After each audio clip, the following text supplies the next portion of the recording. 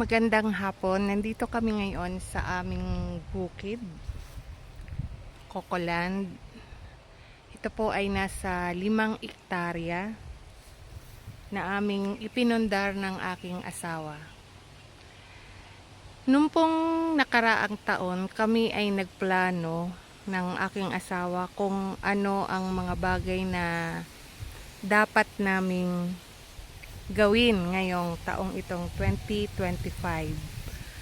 So, napagkasunduan po namin, pareho kasi kami ng hinahangad ng aking asawa na magkaroon ng isang bukid na kung saan gagawin naming farm